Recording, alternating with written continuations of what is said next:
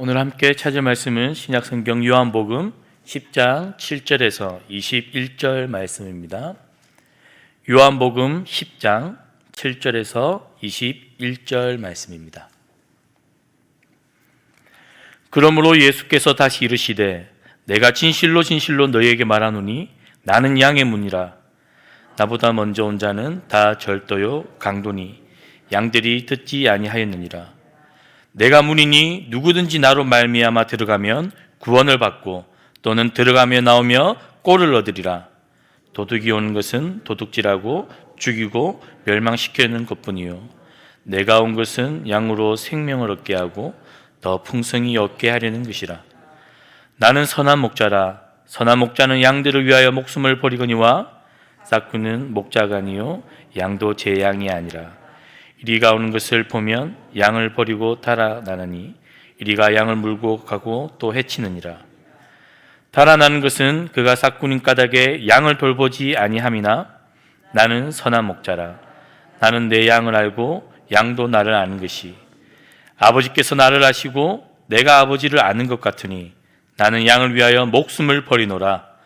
또 이 우리에 들지 아니한 다른 양들이 내게 있어 내가 인도하여야 할 터이니 그들도 내 음성을 듣고 한 무리가 되어 한 목자에게 있으리라. 내가 내 목숨을 버리는 것은 그것을 내가 다시 얻기 위함이니 이로 말미암아 아버지께서 나를 사랑하시느니라. 이를 내게서 빼앗는 자가 있는 것이 아니라 내가 스스로 버리노라. 나는 버릴 권세도 있고 다시 얻을 권세도 있으니 이 계명은 내 아버지에게서 받아노라 하시니라.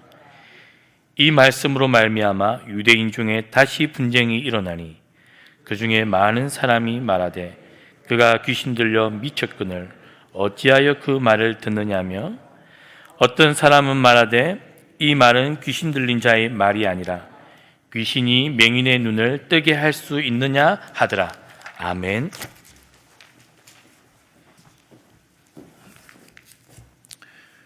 그러므로라고 하면 앞에 그 양의 우리에는 문으로 들어가야 된다, 그렇게 담 넘어가면 안 된다, 그 말을 하시는 것입니다.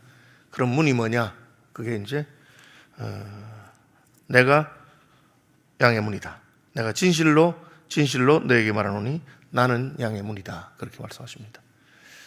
그러니까 우리는 하나님 백성들의 모임이겠죠. 교회겠죠. 그 우리에는 양의 문이신 예수님을 통해서 들어오는 것이죠. 그래서 우리가 어린 시절에는 교회 가자, 예쁜 여고생 많다, 그렇게 여자친구 사귀려고 교회 간다거나 또 무슨 이번 성탄절에 맛있는 소보루빵 준다는데 그거 먹으러 가자라든지 할 때 이제 그렇게 해서 들어오는 건 아니라는 거죠. 혹은 그냥 예수님을 거치지 아니하고 교회에 오는 것은 옳지 않다는 거죠. 아무나 오는 것 아닙니까? 교회는 누구든지 와도 좋은 곳인데 그럼 어떻게 합니까? 그래서 그것을 예배당에는 아무나 올 수 있습니다. 예배당 문턱은 낮을수록 좋다. 누구든지 예배당에 와서 하나님 만날 기회를 가지면 좋습니다. 그러나 교회라고 하는 회원, 하나님 백성이 되는 것은 아무나 될 수는 없는 것입니다. 그래서 예배당에는 아무나 오지만 교인이 되는 것은 그가 예수님을 만나야 교인이 되는 것입니다. 그래서 교회 예배당에서는 늘 그 사람이 양의 문이신 예수님을 만나서 양의 우리로 들어올 수 있도록 그걸 점검하는 것이죠. 그것이 학습문답이고 세례문답이고 교회가 점검해 보는 것입니다. 이게 이제 조금 우리가 반성할 점이 많이 있는 것 같습니다. 최근에 저는 친구 목사님 한 번 만났는데 그분이 자기가 목회를 하면 할수록 이게 예수님 만나지 못한 사람, 중생하지 못한 사람은 결국은 드러나게 된다는 거예요. 심지어 직분을 받았어도, 목사가 되고 장로가 됐어도 예수님을 안 만났으면 결국은 그게 드러난다는 거예요. 처음엔 자기가 이상했대요. 저분이 신앙생활 잘했는데 왜 갑자기 나이가 들어서 저렇게 이상해졌을까? 왜 말년에 신앙을 떠날까? 그렇게 생각했는데 자기가 목회를 하면 할수록 그게 사람이 변한 게 아니고 예수님 못 만났기 때문에 그냥 교회 다니면서 종교인으로서 흉내낸 거라는 거예요. 저 굉장히 공감이 되더라고요. 저는 약간 다른 식으로 우리 교인들에게 여러 번 표현했는데 예수님 만난 사람은 결정적인 순간에 반응이 달라요. 평소에는 싸우고 뭐 화내기도 하고 하다가도 딱 결정적인 순간에 가면은 그 속에 있는 성령께서 그걸 건드리기 때문에 다른 사람처럼 그렇게 반응하지 않아요. 그 목사님 제가 그 예를 들기를 자기 아는 어떤 권사님이 있는데 자기한테 너무 잘해주고 교회 열심히 한대요. 그런데 성경 이야기만 하면 그렇게 싫어한대요. 목사님 성경은 덮어놓고 저하고 얘기했더니 성경 덮어놓고 그냥 얘기합시다. 처음엔 그분이 왜 그런가 몰랐다는 거예요. 그리고 자꾸 이제 이렇게 보니까 저 사람이 중생을 못 했는가 보구나. 예수님을 못 만났는가 보구나. 그러니까 결국은 저런 반응이 나오게 되는구나. 그렇게 한 겁니다. 슬픈 일은 그런 분들이 만약 교회에서 중요한 결정을 하는 자리에 가게 되면 안 된다는 거죠. 예수님은 유대인 종교 지도자들에게 그런 말을 했어요. 그렇게.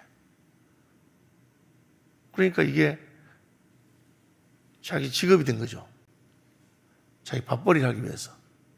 혹은 뭐 그 때문에 한 것이지 하나님께서 보내신 예수님이 왔는데 그 순간에 모든 것보다 예수님의 뜻이 우선하고 그런 거잖아요. 이제 그렇게. 그래서 나는 양의 문이다. 예수님을 거치지 아니하고 오는 자는 다 강도고 절도고 그런 것이다. 그렇게 말합니다. 그 말은 목자들, 양을 돌보는 목자들 가운데서도 강도가 절도가 있을 수 있다는 거죠. 그죠? 예.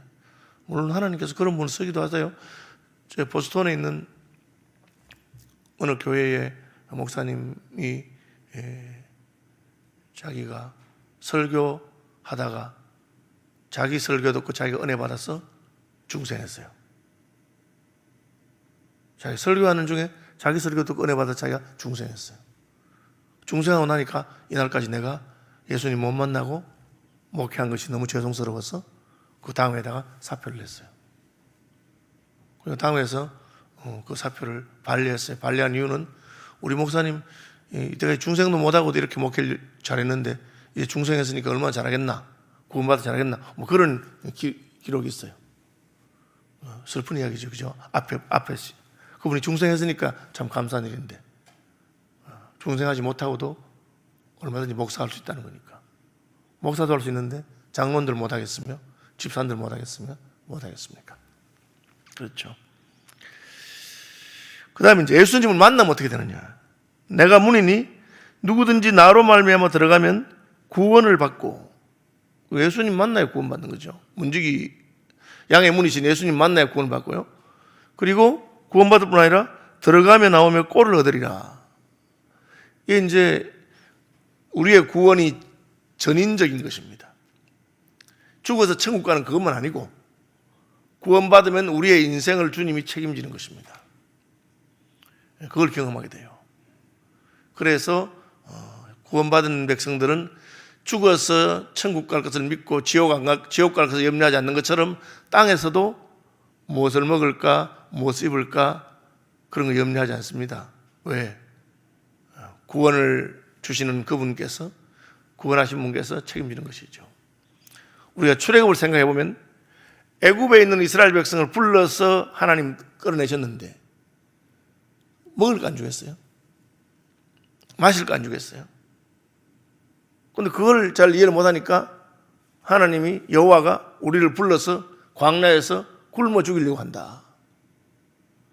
여호와가 우리를 불러서 광야에서 목말라 죽이려고 한다. 그렇게 생각하는 건 어리석은 것이죠. 하나님 그런 분이 아니잖아요. 바로의 권세에서도 종되었던 자들을 끌어내신 분이 구원해놓고는 죽이실 리는 없잖아요. 너희 전북에서 그렇게 하지 않는다. 그걸 말한 겁니다. 양으로 생명을 얻을 뿐 아니라 더 풍성하게 얻게 한다. 구원을 받고 꼴을 얻는다. 그렇게 됐습니다. 그래서 우리가 예수님을 만나서 구원받아서 하나님 백성이 되면 꼴은 주시는 것이고, 영생을 얻으면 영생으로 끝이 아니고 더 풍성한 생명이라.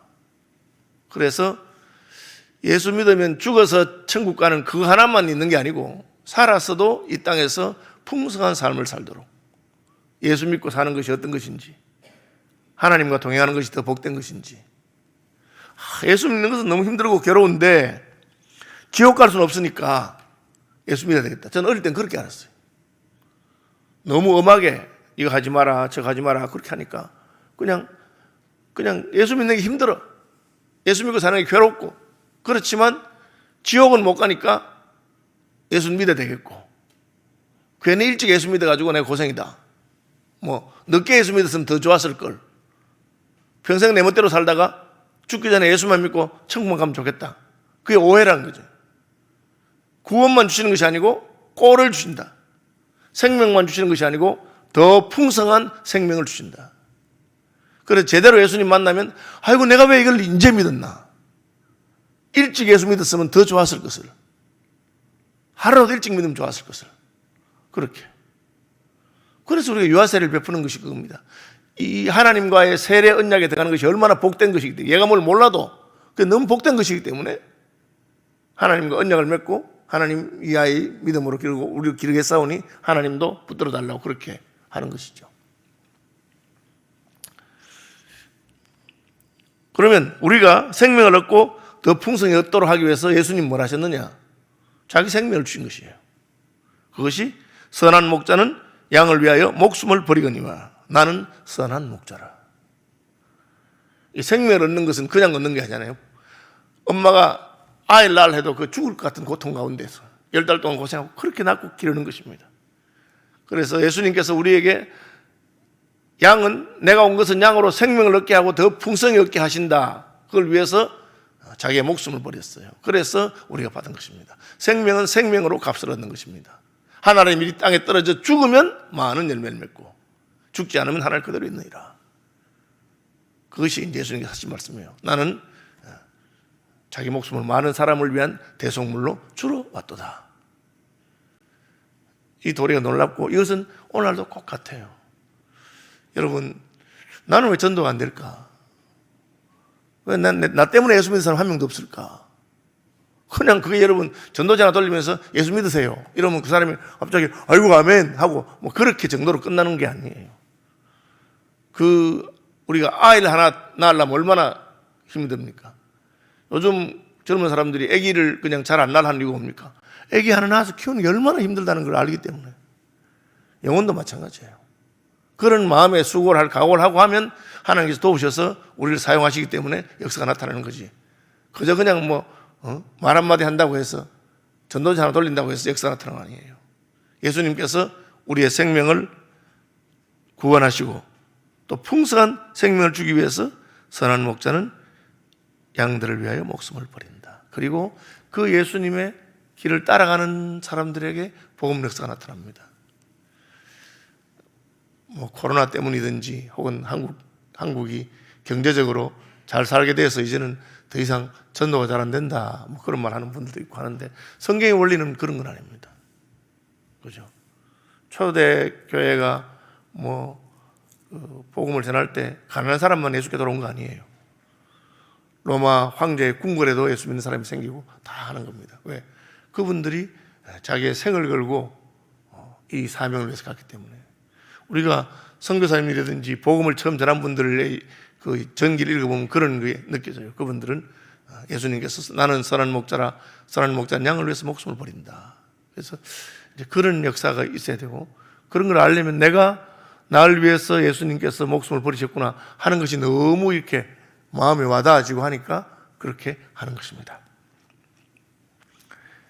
사건은 평소에는 표시가 안 나는데 대가를 치러야 할 때가 되면 표시가 나는 거예요. 목사가 돼서 대접받고 인정받을 때는 그가 진짜 목사인지 가짜 목사인지 우리가 잘 알 수 없어요. 그런데 목사가 양떼를 위해서 대가를 지불해야 될 때에 와서 어떻게 하느냐, 장로가 교회를 위해서 대가를 지불할 때가 되면 어떻게 하느냐, 그거 하는 겁니다. 이번 수요일 우리 김관성 목사님 설교하시면서 그 다윗이 왜 거기 헤레 숲을가에 있으면서 갔느냐? 다윗은 이스라엘의 왕으로 기름 부음 받은 사람이에요. 사무엘이 이미 그를 기름 부어서 성령으로 충만하게 하고 그 사명이 딱 들어온 거예요. 그러니까 갈 수밖에 없는 거예요. 하나님 만나서 하나님께서 우리에게 사명을 주시면 그 사명을 위해서 나의 목숨도 귀한 것이 되지 않는다. 그런 마음을 주시는 것입니다. 그래도 그렇지 어떻게 목숨을 버릴 수 있느냐? 자기 또 아니고 양을 위해서. 그 뒤에 가보면 내가 목숨을 버리는 것은 그것을 내가 다시 얻기 위함이니 이로 말미암아 아버지께서 나를 사랑하시느니라. 하나님께서 양을 위해서 목숨을 버리라고 하셨기 때문에 하나님이 시키는 일을 하다가 죽으면 산다는 거죠. 그것이 죽도록 충성하라. 그리하면 생명의 멸류관을 얻을 것이라.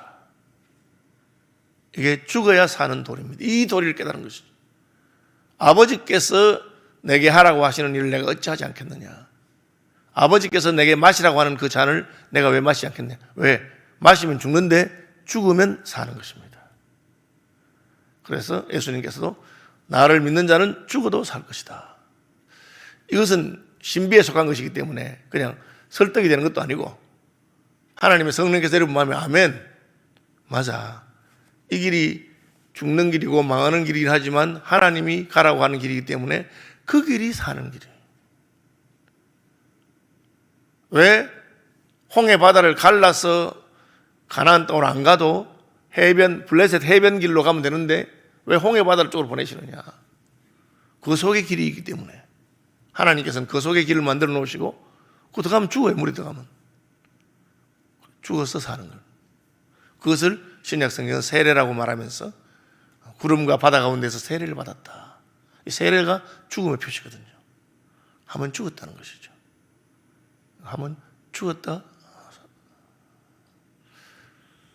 요즘은 좀 그렇지 않지만 저희 앞세대 목사님들 가운데서는 죽었다 살아남은 분들이 많습니다. 무슨 폐결핵이 걸렸는데 못 고칠 수 없는 병인데 자기 인생 포기하고 하나님 갔다가 하나님이 살려주시고, 우리는 그 웃자고 하는 말로 목사들끼리 굉장히 그냥 큰 병 걸렸다 나온 분이나 고난을 당했다가 벗어난 분 보면은 이제 형님은 하나님이 크게 쓰시겠다. 하나님께서 한번 죽였다가 살려서 쓰시는데 그렇게 해요. 그래서 죽는 것이 끝난 건 아닙니다. 이를 내게서 빼앗는 자가 있는 것이 아니라 내가 스스로 버리노라. 예수님 목숨을 스스로 버리신 것이지 로마의 군대보다 힘이 약하거나 그래서 한 것이 아닙니다. 그 얘기를 하셨어요.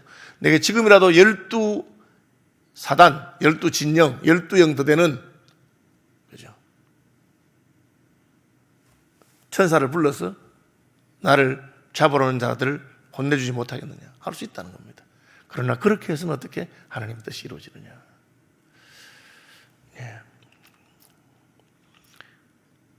생명이신 예수님을 만나야 양의 우리로 들어갑니다. 문이기 때문에. 그리고 그분은 우리를 살리기 위해서 죽으셨고 우리는 구원만 아니라 더 풍성한 구원을 얻고 또 우리도 그 길을 따라갈 때 이 생명의 역사가 나타나는 것을 기억합시다.